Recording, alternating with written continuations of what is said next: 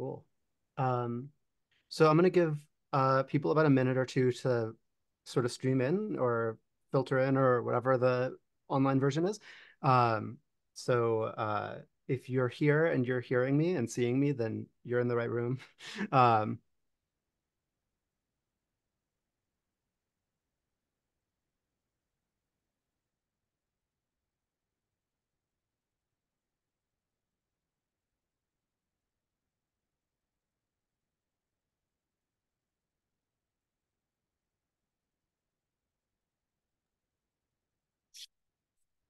ooh,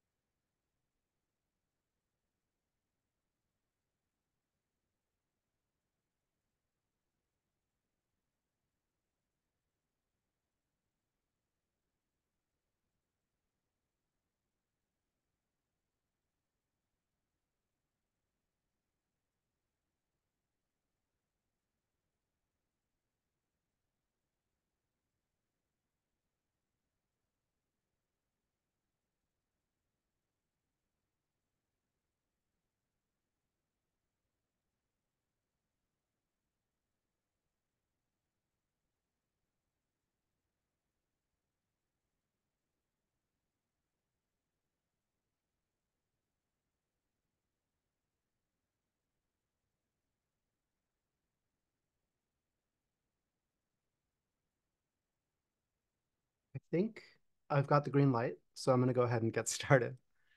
Um, Thank you all so much for coming to the Logic Speaker Series. I want to start by sort of describing a little bit of the world that we live in. Um, Refugees represent one of the most vulnerable populations in the world, administratively experimented on, observed, tracked, managed, and virtually having no protections and hardly any established sort of ongoing advocates who are certainly on the ground and in the world that they are living in. At Logix, we want to attend to steep disparities of power in society manifested through technology in whatever form that takes, as well as imagine a future without the exploitation of and violence mediated by technologies of oppression. And I think particularly we want to bring attention to the practice of working with and platforming people themselves who are experiencing this harm and doing work in the field, which is why I'm so excited today to get to introduce today's speakers. Dr. Molnar is a lawyer and anthropologist whose work focuses on migration and human rights. She runs the Refugee Law Lab, the Migration and Technology Monitor, and has an upcoming book titled The Walls Have Eyes: Surviving Migration in the Age of Artificial Intelligence, which will be out, I believe, next month or some very soon. I'm also so happy to be able to introduce one of the migrant tech fellows, Wael Qarssifi, who is a journalist from Syria who has lived for a long time in Malaysia. His work and his project currently aims to produce original reporting about the issues of migration and refugees in Asia through diverse journalism mediums. It also seeks to create a factual representation of migrants and refugees in the media and combat disinformation used to spread hate speech towards vulnerable communities. So with that, I really want to just leave as much of the time as possible to the speakers today, and I'll open the floor to Dr. Molnar and Wael. Dr. Molnar, Wael. Thank you so much, Ali, and thanks to the Logix team and to all of you for tuning in today. And Eid Mubarak to all of you who celebrate. It's a real pleasure to be here with you today. I'll speak for a few minutes, and then we'll make sure that we have enough time, most importantly, for Wael to share his work and to also have a conversation with all of you here today. But it's a real pleasure for us to be able to share some of our work with you and to try and tease out some of the questions that Ali so nicely set up for us, the kind of relationship between technology, power, representation, and also how we can build a different world together. So, as Ali said, I'm a lawyer and an anthropologist by training, not a technologist. I fell into this area of border tech very much by accident, like I think many of us do in this space. And I have spent the last 6 years now tracking and trying to understand how new technologies of border management, so things like surveillance, automated decision making, and various other experimental projects are playing out in migration control. I've been really privileged to be able to take a global approach and try and stitch together this tapestry from different contexts. My team and I have done work at the US-Mexico border. I was based in Greece for 3 years because it's been a major site of experimentation there in carceral settings and new refugee camps. We've been to Kenya-Somalia border and also the occupied Palestinian territories to look at, again, this global way that technologies are impacting migration.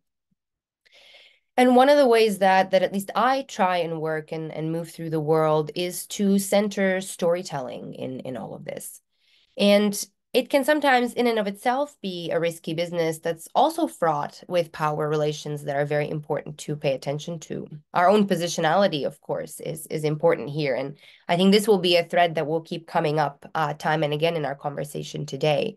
Who gets to speak? Who counts as an expert? Who takes up space and resources, and why?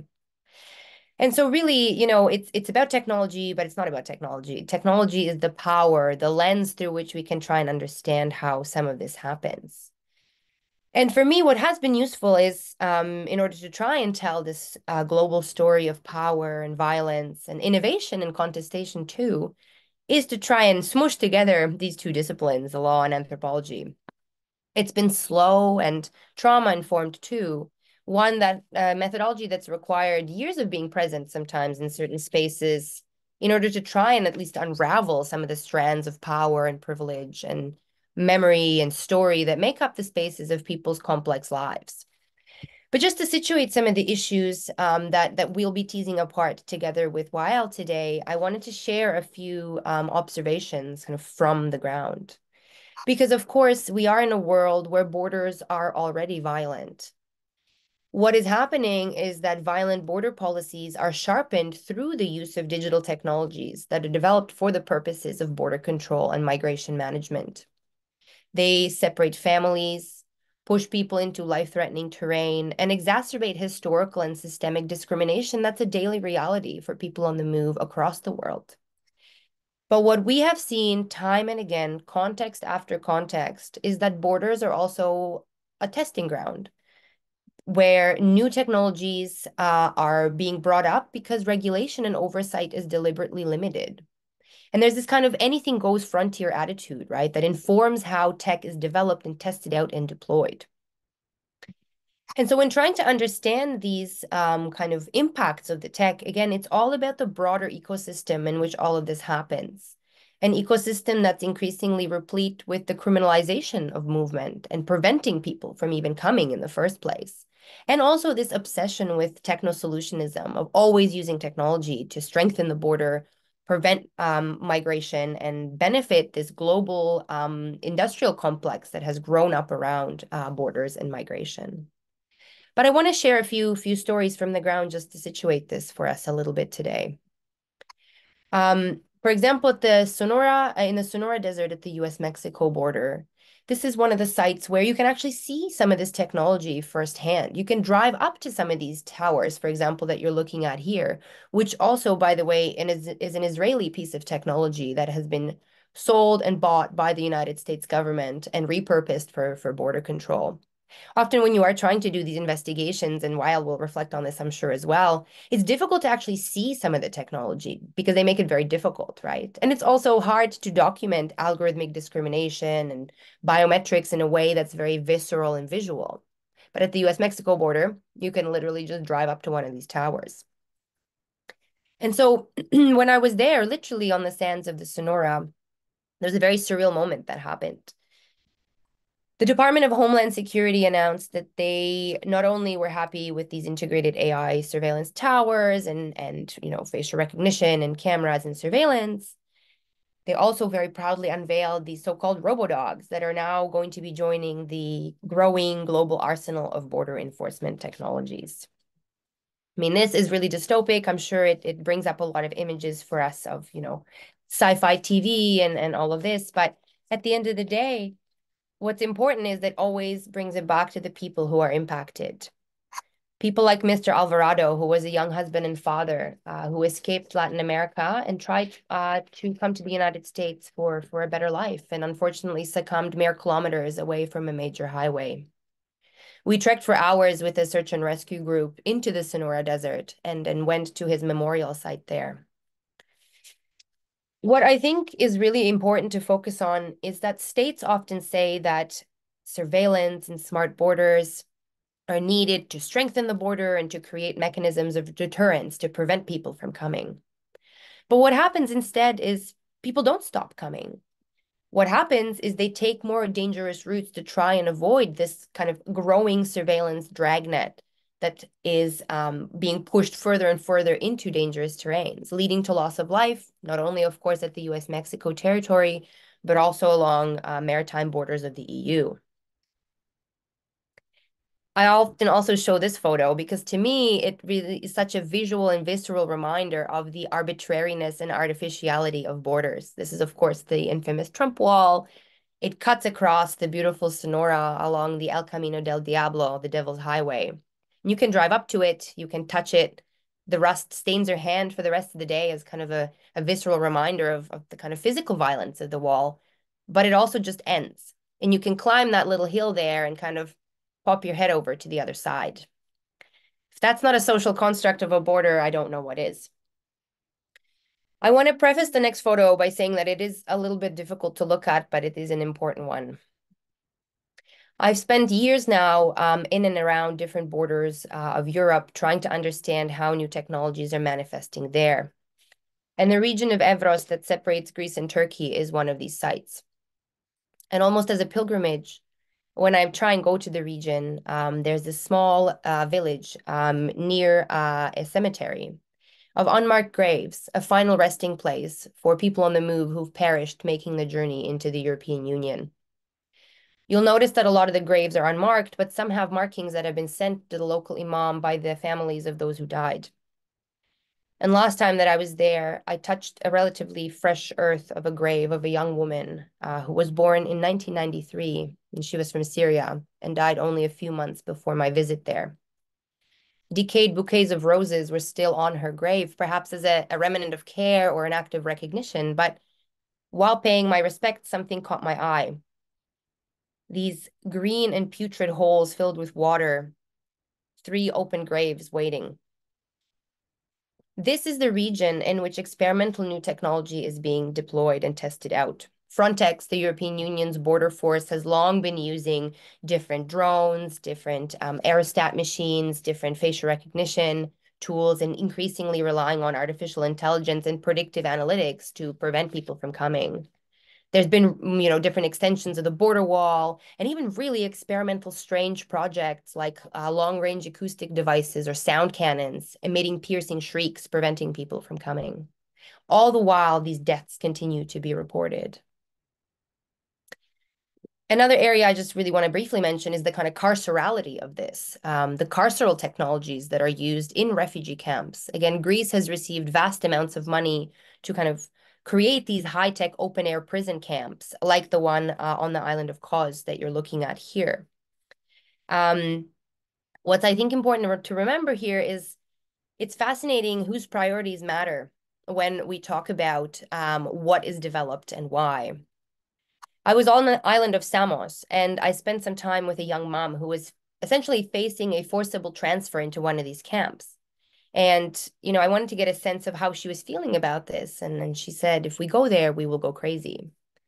It's hard not to imagine why she would say this, right? Once you see some of these camps. And again, what I find fascinating is that they are replete with all sorts of high-tech interventions, surveillance, biometrics, but the Samos camp where this young mom was heading didn't have running water 2 weeks before opening. So clearly, a certain set of priorities is at play here. But I don't want to take up too much time because I want to make sure we have enough time for a conversation. We could talk about so many different examples kind of from the ground, but ultimately it's about bigger questions, right? When and why have we decided that these are appropriate tools to use to manage and control migration? And why is migration even something to control? Why does so little law exist in this space? That is very deliberate. And trust me, for those of you who are familiar with my work, I'm a reluctant lawyer at best. I think human rights are also a problematic project that needs to be critiqued. Sometimes it's very individualistic, very Western. We need to be looking at collective rights as well. But it is a useful scaffolding to try and pin responsibility to when things go wrong. And things often do go wrong at the border and in migration. For example, 7,000 students have been wrongfully deported out of the UK as a result of an algorithm making a mistake and accusing them of cheating on a language acquisition test. Let's say you're one of these students and you want to challenge this life-changing decision. How do you even do this, right? Who's actually responsible here? Is it the person who coded the algorithm, who made it? Is it the immigration officer using it? Is it the algorithm itself? Should an algorithm have legal personality in a court of law?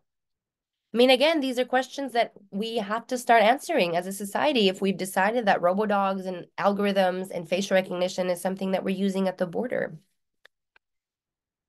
Ultimately, again, it's about power. It's about power, who gets to speak around what we innovate on and why. There is a reason why we're developing projects such as border control. One of my favorite ones because I think the name particularly is fascinating, right? We have an iPhone, an iPad, and now border control. It was funded by the European Union's research system, the Horizon 2020 research project, and purported to create essentially an AI lie detector. Again, snake oil, this thing doesn't even work really the way it's supposed to. But let's pick it apart from kind of a legal perspective, let's say, and even just a human perspective. How can an AI lie detector deal with differences in cross-cultural communication, for example? I've worked with people in court who didn't feel comfortable making eye contact with a decision maker of the opposite gender because of religion or their experiences, or maybe because they were nervous. What about the impact of trauma on memory and the fact that we don't tell stories in a linear way anyways? Human judges struggle with this and all sorts of other biases in immigration and refugee processing. How can an AI lie detector deal with this? And lastly, again, it's about the priorities. Why are we developing AI lie detectors to test out on people on the move and not using AI to root out racist border guards? That's a very, very clear choice.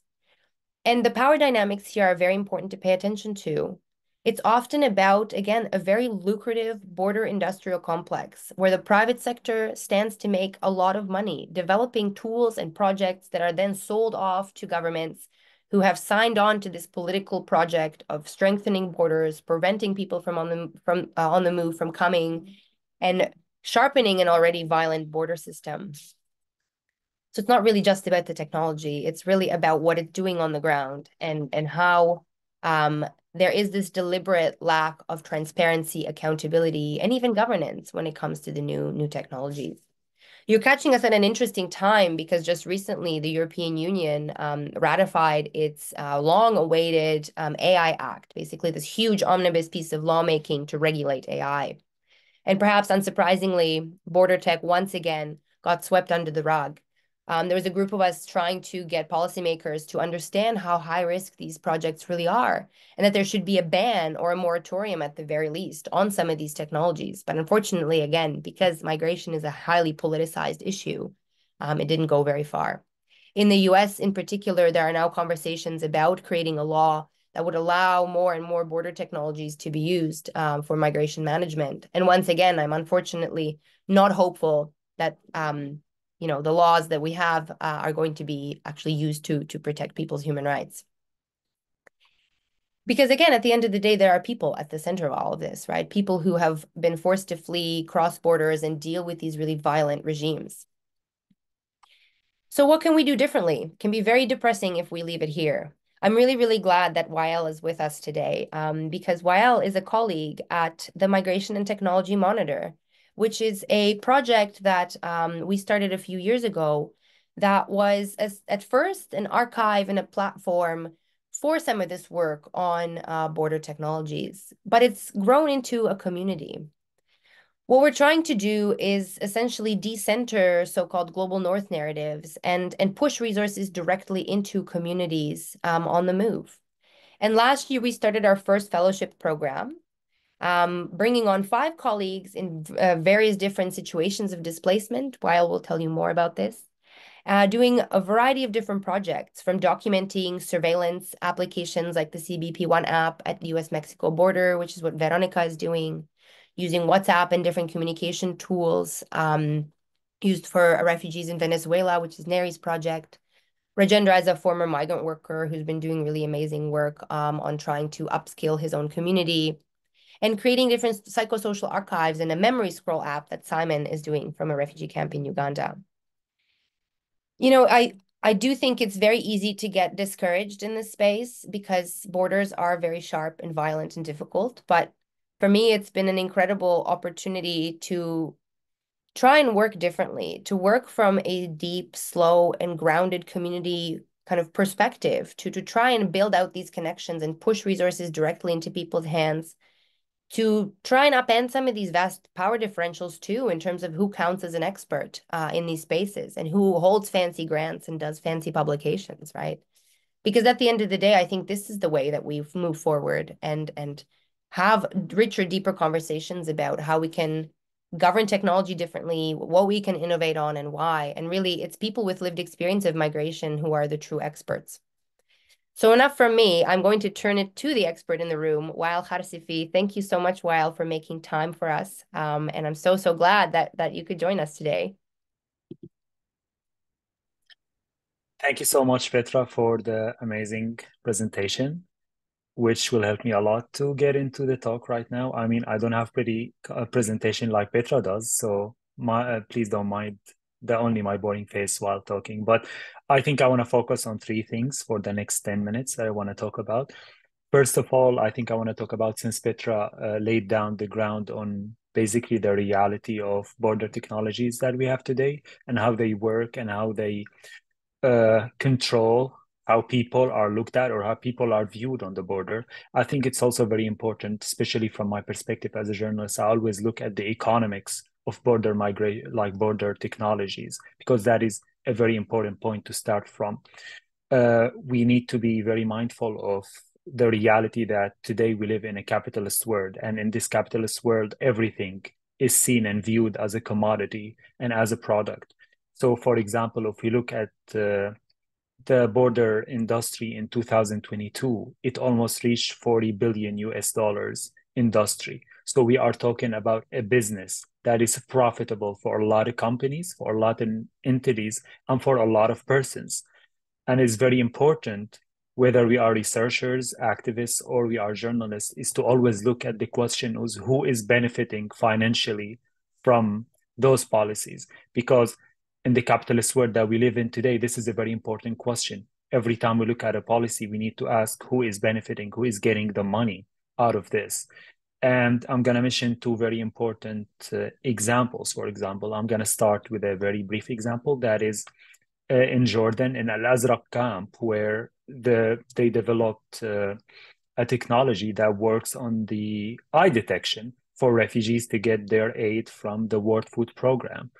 And while investigating this technology does not show any profitable business behind it because it is run by United Nations organizations, also we need to understand that sometimes the policies to try to minimize work, because again, work costs money. Hiring workers to do effective work costs money. And to cut costs, sometimes we develop technologies like AI to save us time and human power.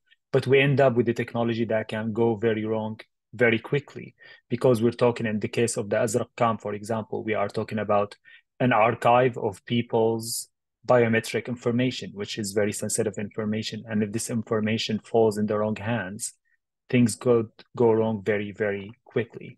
Now, another example is the example that I investigated while working in Malaysia.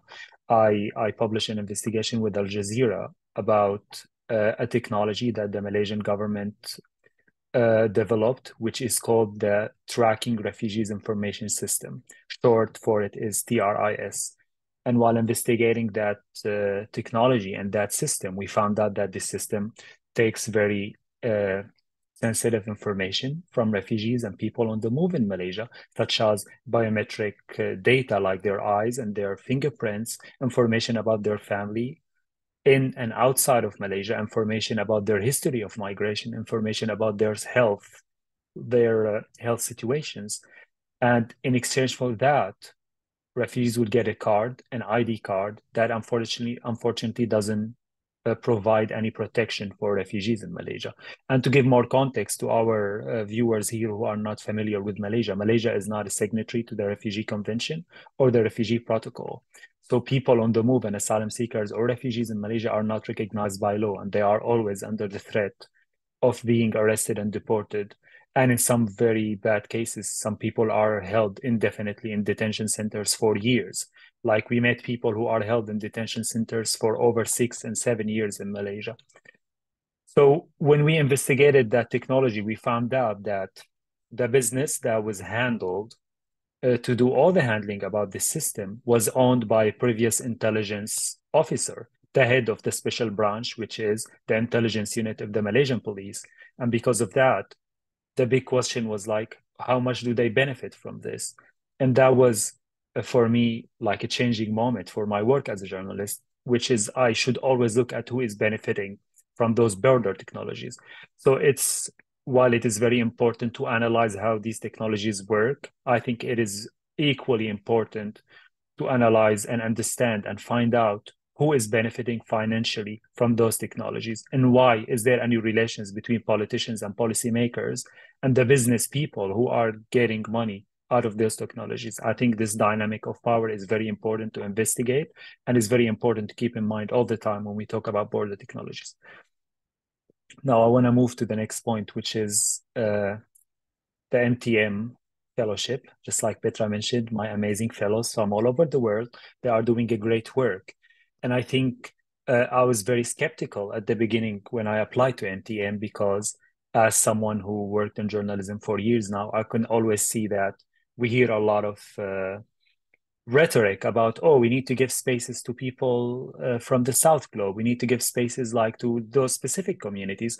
But most of the time, you end up with a power dynamic that is very up to down. There's this supervisor kind of mentality that happens a lot, unfortunately, in Western institutions, especially when they work with people on the move or people from the global South, even people with great experience and great talents. But there's always this superiority look that people from the global South are looked down upon from their colleagues from the global North. And I was very skeptical, but I still applied to MTM, and I'm very glad to. I think it's one of the best things that happened to me professionally, because then after joining the group and talking to Petra and our other amazing colleague, Florian Schmitz, who is unfortunately not here with us today, and all my other fellows from all around the world, I discovered how important it is to have a community mindset. So everybody is equal in that team. There is no superiors, there is no seniors, there is no juniors. Everybody's there has the same equal voice and everybody's voice matters.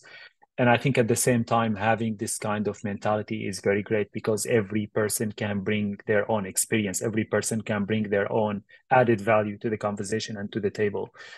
And because of that, over a year now, almost a year working with MTM, I think I discovered that we need more ideas and we need more initiatives like this because it is very important to give back the space. And again, like I feel very icky about using words like giving spaces to people because a lot of times when we talk about borders and migration, people most affected by those technologies and by those policies are the people entitled to those spaces. So even using the word giving them space is kind of a little bit icky to me, but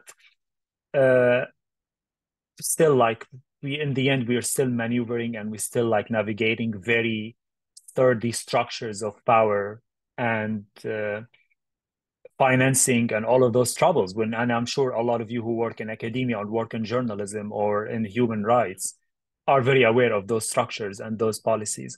So as much I think like people on the move are entitled to those spaces, I think we're still at a very early stage where an idea like MTM might sound novel to some people, but I think it is a very important idea to understand that it is time again for people on the move to gain back their spaces. And that brings me to my third point, which is my project with MTM. And I think the first and biggest aim of my project when I talk about producing journalism in Malaysia is to give a factual representation of people on the move. Refugees, asylum seekers, all those terms fall under the umbrella of people who are displaced or people on the move. And because of that, there's a trap that as journalists we all fall in, and I'm not excluding myself as a journalist myself and a person on the move. I always fall in the trap of portraying refugees as this homogenous population that is suffering from like poverty or lack of opportunity, or sometimes when we talk about mental health, like we portray refugees or people on the move as this depressed population that has no agency, always needs help. And while that might be true, because again, this is the trap that I'm talking about, this is the struggle that I always fight with as a journalist, while we are in a way or another, every person in the move is a victim of their circumstances. They are a victim of the reality that push them or force them to be on the move or displace them from where they are.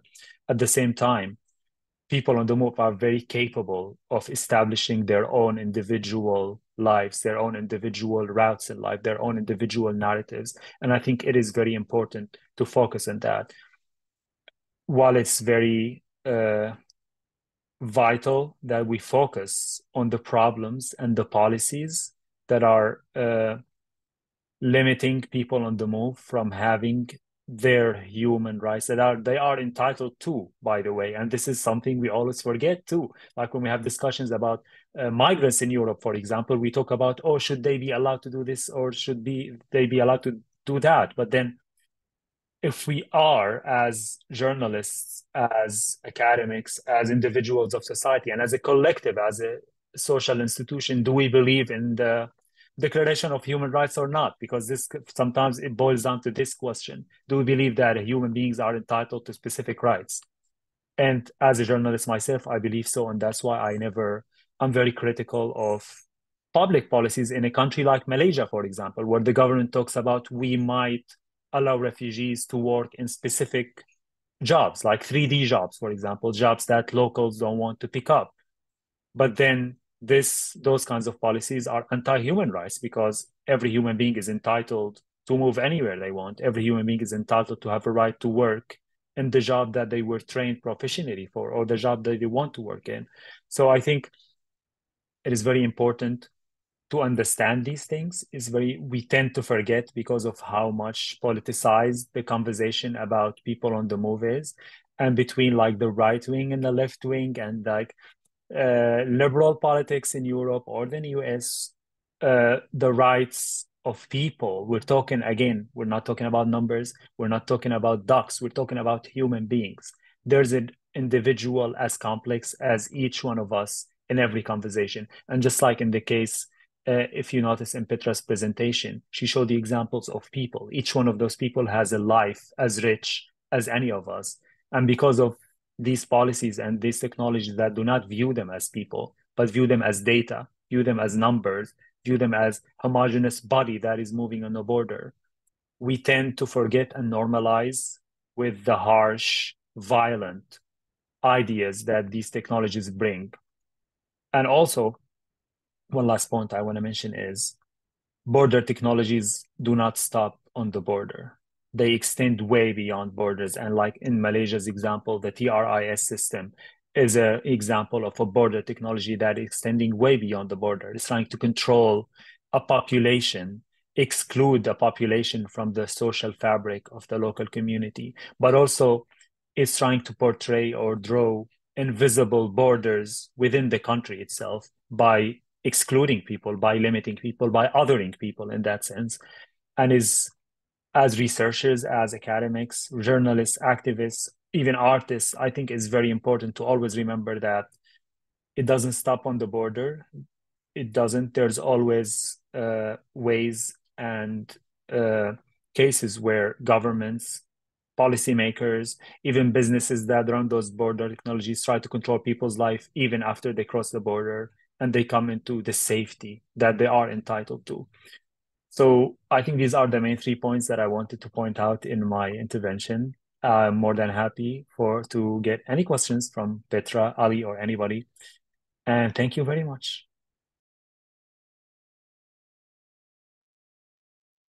Thank you both so much. I I would like to leave both of you as much time as possible to ask questions of each other, and I'll also forward questions as they come up. But I was wondering, Wael, if you could say a little bit more about there was a point that you made about sorry, I was taking a note down here that I want to read off of. You were talking about how refugees are encouraged or invited to participate in these systems where they'll get something like a card, they'll provide biometric data, things like that. And and then like you look into it to any amount, and it's very clear that it's like all like alumni from intelligence agencies. It's all like former, it like everything about it is, I mean, corrupt is almost like not enough. Um, but like it's all very clearly not about the provision of aid or like making things like easier for refugees or making life or doing anything for like to like ameliorate like the like like what's going on. It's all about creating an administrative structure that facilitates like turning people into data or data sets and then experimenting on those data sets and abstracting away from the people that are experiencing this. And I was wondering if you could just say more about that, because I mean, like you went into it to some degree, and I really appreciate that. But like for me, that like that's resonating with something that I have been very frustrated with, and I would just love to keep hearing more about that. Um, Absolutely. I mean, I'm gonna add more detail, especially about the context of Malaysia, especially because I investigated TRS for a good time and I found more about it. I think it's also very important to in the case of Malaysia's TRS system, for example, is the language that was being used. So if you go like the website, anybody here can go check it later. If you go on the Tracking Refugees Information System website in Malaysia, you notice that the language that is being used is very deliberate on portraying refugees as a threat to the Malaysian society, right? So you see paragraphs describing like saying, for example, that this system is trying to like incorporate refugees into like the working force because otherwise they would be committing crimes or they would be involved in crimes in Malaysia. And it literally says, like the website describes refugees as a threat to the Malaysian social fabric, the Malaysian society, because they are outsiders. Because again, when for people who are not aware of Malaysia, Malaysian government for years since independence, and because Malaysia was ruled by one party for almost 6 decades, there was always this narrative or this propaganda that the ruling party or the ruling coalition tried to portray about Malaysia, that Malaysia is this very has this harmonious social fabric of three races that are living together in harmony, and everything is good and everything is butterflies, which is, I mean, if you dive deep into Malaysia, is absolutely very inaccurate. And we're talking about very, very deep-rooted racism and very, I mean, if take the Malaysian Constitution, for example, the Malaysian Constitution literally insists on the rights and the privilege of the Malay race, which is the majority race. So that's a starting point to understand more about the racism and institutional racism in Malaysia.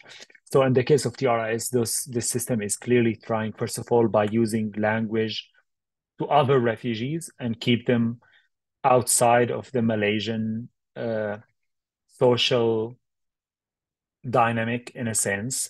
At the same time, this system doesn't offer any protection to refugees. I went through investigation very deep. I took to a lot of refugees who applied to this system, and two of them confirmed to me, for example, that they were arrested by the police despite showing the card that they got from this system. So uh, it's it's very frustrating, just like you described it, Ali, because we know, for example, in democratic systems, as a citizen, when I provide sensitive information to authorities of the government, I will get social benefits back. So social security system, for example, is a good example of that. I'm giving the government my address, all my information, my bank accounts, etc., etc. And for that, I'm getting a lot of social benefits or socioeconomic benefits in that sense.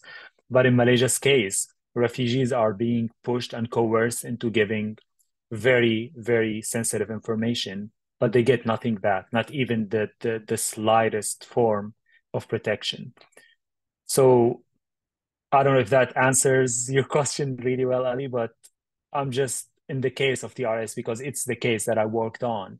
When we go into such systems, absolutely, we see the signs of corruption because in Malaysia's case, for example, in TRS, the person who was running this system where refugees have to actually pay money, like they have to pay almost 150 US dollars every year to get this card. And we're talking about almost 200,000 refugees in Malaysia.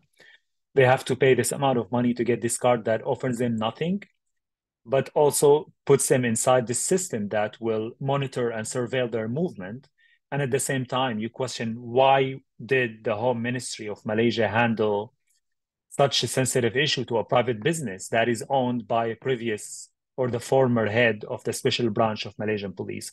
So there is clearly an element of corruption, but and there's lack of transparency because the way like this business presents itself as a kind of an NGO organization in public, but then you investigate deep down and you're like, this is owned by a former intelligence officer, and there is zero transparency, there is zero communication from the government to refugees or to the public about what kind of policy is this, what it aims for. And I do have one other question that I think sort of synthesizes both of your talks. And I realize I'm monopolizing this, and I'm very sorry, but I'm hoping that this will sort of be the launching point for the two of you to just chat, and all of us can just sit here and be excited. And but something that I'm thinking about is uh, how it's not just, I mean, something that was very evocative to me, Dr. Molnar, was like when you mentioned going to the southern border and like you touch your hand on this rusted wall and it stains your hand for the rest of the day, as like this visceral, I think you described it as a visceral reminder of like the impact that it has. Um, and but also that this technology is not capable of working if it stays just at the borders. I think both of you made this point. Like this technology has to be projected out. It has to consume the lives of everybody. It has to be this sort of totalitarian kind of projected regime, because otherwise it, like its own vision can't work if it's circumspect. It has to invade everyone's lives. And I was wondering if you two could talk more about the way that it I don't want to say the way that it poisons us, but the way that it like invades the lives of everyone. And that even if somebody thinks like, well, I'm not a migrant, I'm not like this or that, like it doesn't affect me, like the reality is it absolutely does. And it absolutely um, diminishes our lives in so many ways. And I was wondering if you two would just talk about that. And then from that point, I'll let you two talk, and then I'll only check in when I want to forward a question or something. Thanks, Ellie. That's such an important prompt, and it's one I think about a lot because I think it's really important to keep the contextual specificity of the border and refugee camps and migration kind of present in our minds, because there is something very unique and very kind of high risk about some of these spaces in terms of how this tech is playing out. But then on the other hand, as you're reminding us, that's kind of the beginning. That's where a lot of these tools are tested out or played around with, and then they proliferate or bleed out from the border. I mean, even those robo-dogs, and I know it's just one example of many, and it sometimes seems a bit kind of silly to focus on something like that, but there's something really disturbing and kind of visceral about them. You know, they're first announced at the border, and then boom, you know, now the New York City Police Department talked about last spring, bringing them back into New York to keep New York safe. And one of them was even painted like a Dalmatian with black spots. I mean, that's dystopia to a whole other level. But I think it also highlights how, again, yeah, these projects are developed in one setting, repurposed for a second setting, third setting, different jurisdictions learn from each other. Technology slips across borders very easily too. And absolutely. And I just also want to reflect on it. I'd be so curious, Wael, to hear from you as a journalist and a storyteller. It also, I think, helps again humanize the issue that it's not just at the border and happening to an other somewhere over there, someone that the general public or policymakers just simply can't relate to. And I think it's incumbent upon all of us to think about how we can creatively tell some of these stories and get more people interested and involved in knowing what happens when it comes to some of these sharpest manifestations of tech. Because of course, there's so many power differentials, right, in this space that's really obvious. But I think there's also a lack of knowledge sometimes. And a lot of that has to do with just different lived experiences. The times I talk to the private sector, often people have never met a person on the move, or been in a courtroom setting where a predictive policing algorithm is used, or never had to apply for welfare, right? That's based on automated decision making. Like, this is a completely different world. Of course, I'm painting with a broad brush. There's diversity in the private sector space too. But I just mean we need to think about how do we build these bridges between lived experience and how do we tell these stories in a compelling way?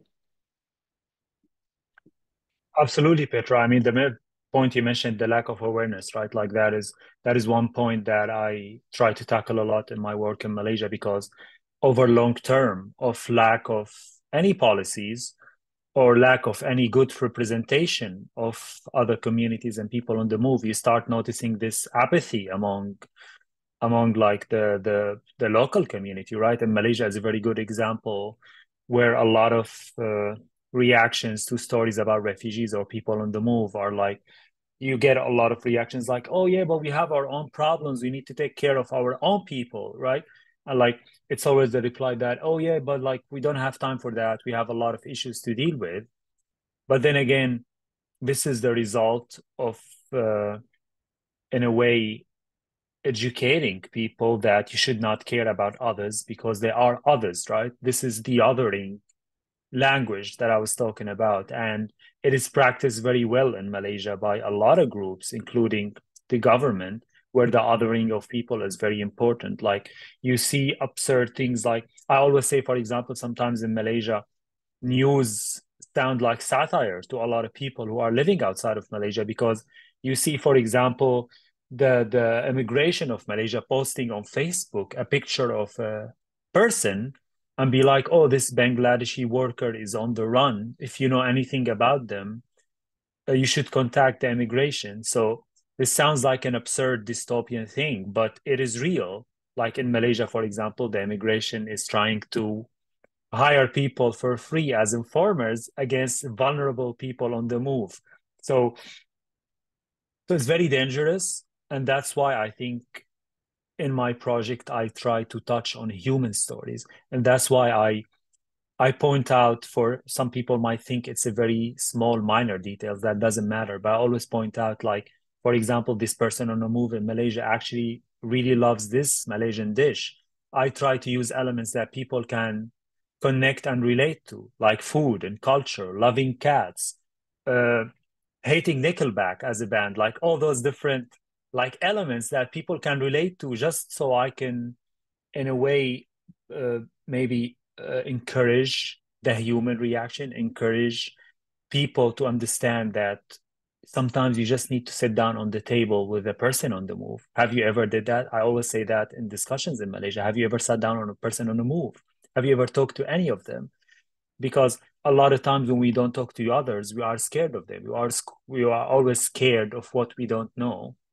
And that is the problem. In Malaysia, policies are aimed at keeping local communities away from migrant communities, and that is dangerous. You see examples in Singapore, for example, where for years, until lately now, it's a little more relaxed, but for years, migrant workers were not allowed to walk into the city.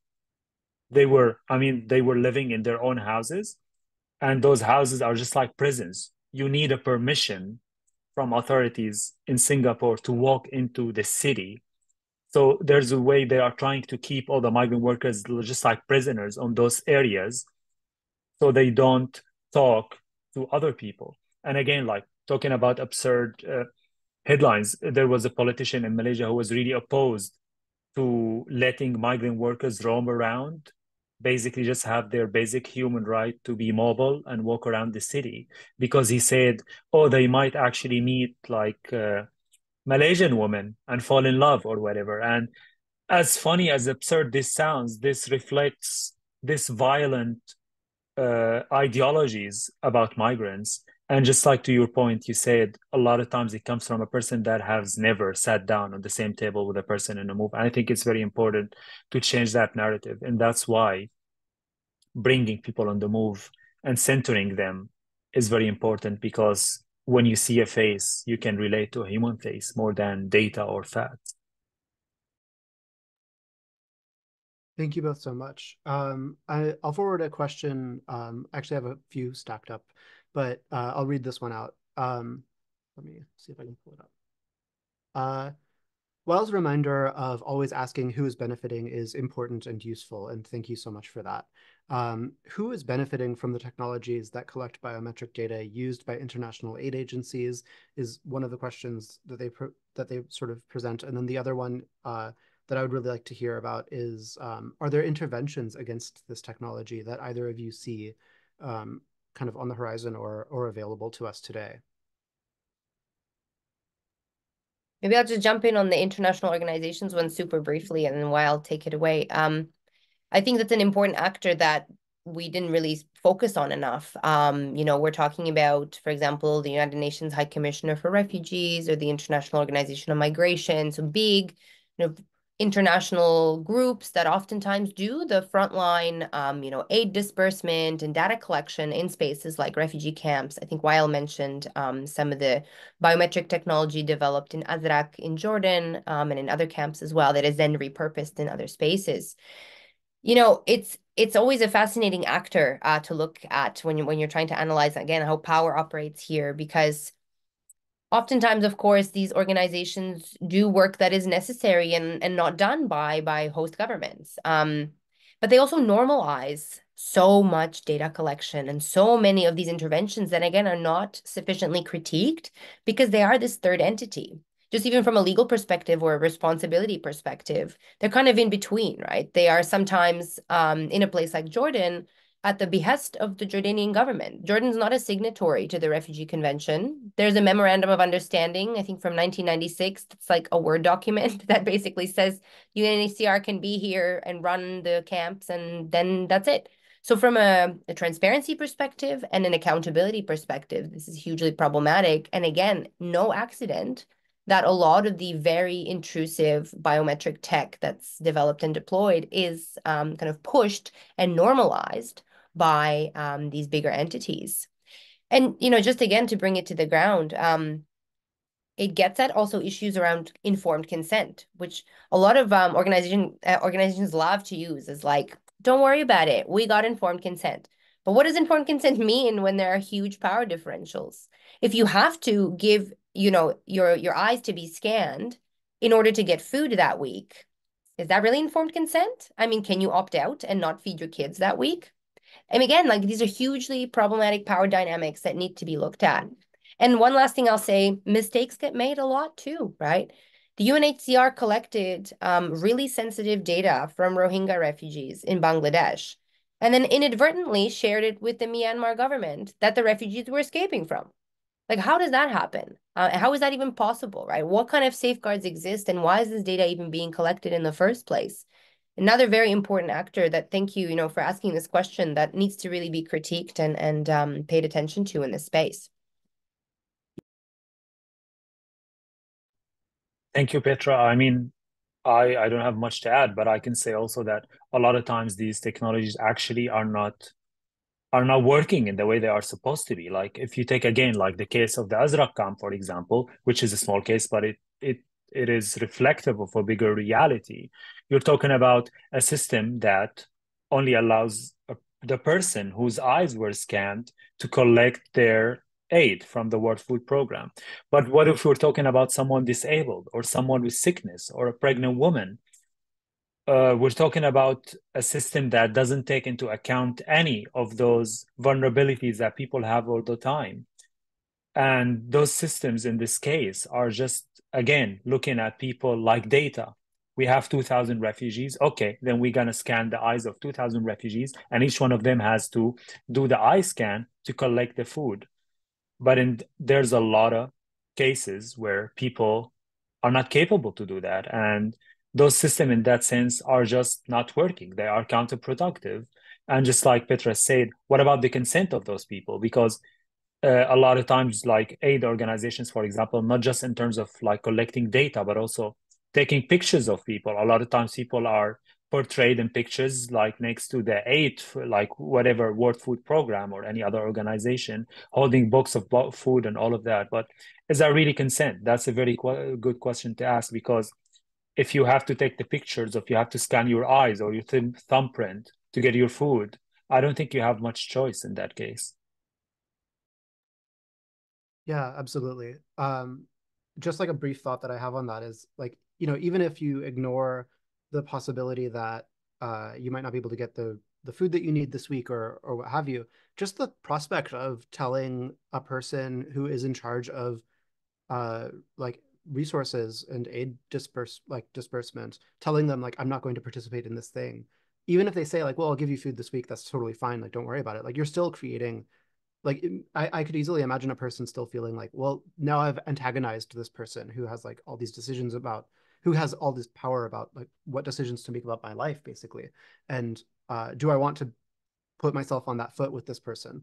And so like it just doesn't make any sense at all to imagine that these people that people can consent meaningfully to anyway. It's incredibly frustrating that these are conversations that people have not yet like worked through maturely enough to figure out this stuff. Um, I think we have time for one last question. Somebody says, thank you so much for drawing out the links between technology Israel has developed as weapons against Palestinians and the borders elsewhere. What do you think the political terms Palestinians are asserting for their liberation can instruct us about how we conceive of migration or borders in contrast to the dominant liberal humanitarian or human rights frameworks? Oof, so much to say here, and I'm so glad that we're ending on this question because I think we did not sufficiently address the situation in Palestine in our conversation, because it animates so many of the concerns that we're talking about today with migration. I mean, I'll leave most of the time to Wael because I know he has a lot to say on this. But for me, I mean, one of the things is that I think what the atrocities that are currently happening in Gaza and Palestine remind us that these issues are connected to broader global liberation. You know, it's so easy to say, well, this is just a border problem, or this is just an issue that happens in like one migration management manifestation somewhere. But it actually isn't that. It is about imperialism. It is about Western supremacy. It is about resource distribution. And again, all along power lines that we really need to be extremely cognizant of when it comes to the development of tech. Again, we didn't talk sufficiently about this, but the technology that Israel is currently testing out, right, on Palestinians is being repurposed and sold for border enforcement and normalized in ways that we would need, weeks to really unpack. It is hidden from view, and it's specifically hidden from view because, again, it's something that is taken as a given now. For me, I had the privilege of being in the West Bank and seeing some of this stuff firsthand, and I mean, it's an obvious thing to say, but it changes you on some molecular level, I think, being there and witnessing the apartheid regimes. And also then realizing how normalized it is in other spaces to be using some of that tech for the purposes of migration. I mean, the mind confounds when you think about how far some of these issues really go. So I think we are in a very unique moment now, though, I will say, where more and more people are aware of the Palestinian struggle and how we need to work together in more of these kind of connected ways. But Wael, please take it away. Thank you so much, Petra. I mean, the same way, like if we talk about the technology that Israel using against Palestinians to surveil them in the West Bank, for example, we see, for example, the same technology that Israel tested for years on Palestinians are now being sold to the junta in Myanmar, for example, to surveil their own citizens that they have been oppressing since the military coup in, I hope I'm not getting the date wrong, but 2021, if I'm not mistaken. And this interconnect, like we see how interconnected like those oppressive regimes are by using the same tools, by using the same policies, by using the same tactics to surveil people.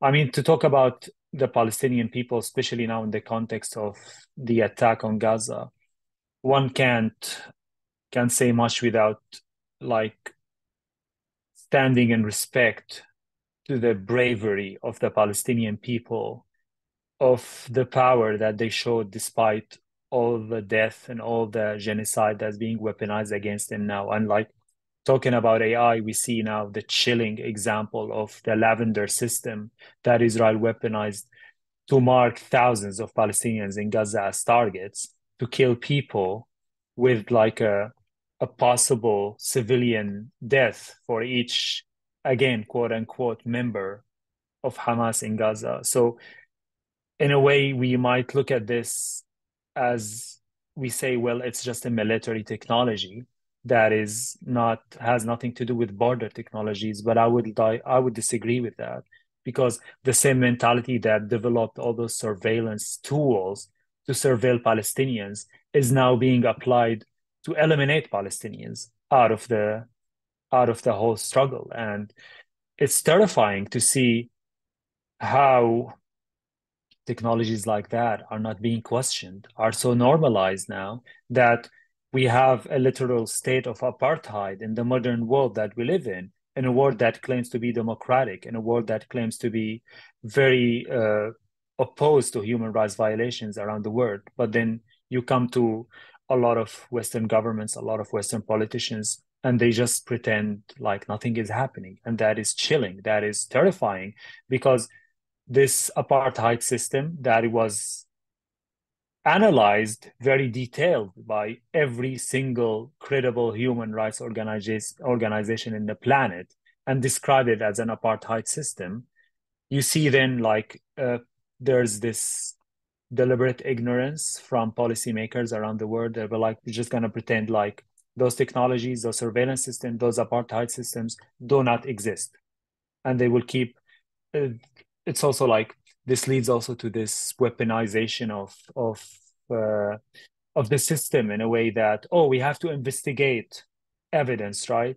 And then those investigations take years, and then they just bury them to the carpet, and everything goes on. For example, take an example: the murder of Shirin Abu Akleh, one of the greatest journalists in the Arab world, who is an who's an American citizen, by the way. The American administration years ago, they're like, we're going to open an investigation. And then all of that is just buried down the carpet.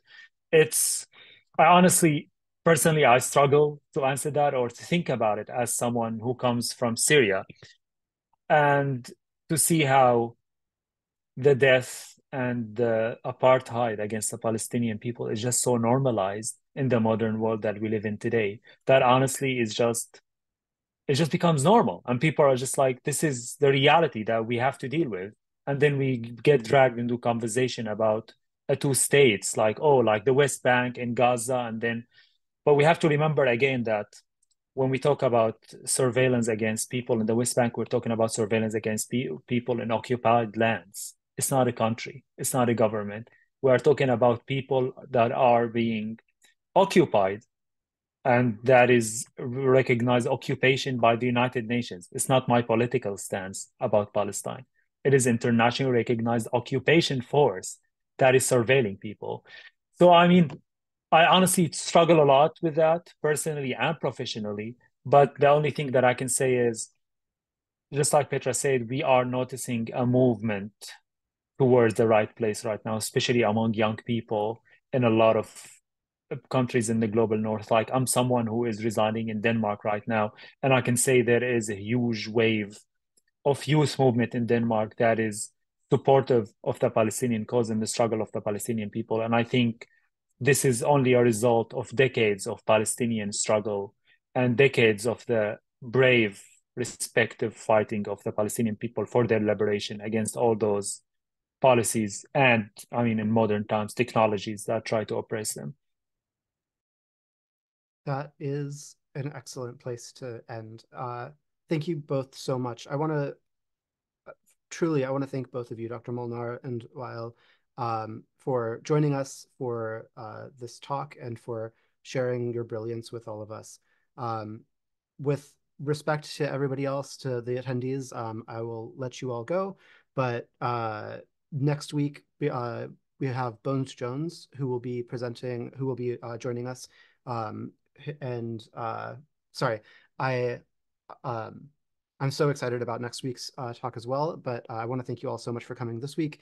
And we will be uploading, I think, a number of resources that people can donate to or contribute to for Palestine, as well as this talk and everything else. So thank you all so much for joining us. And with that, I will end the sort of public kind of conversation here. Thanks again, everyone.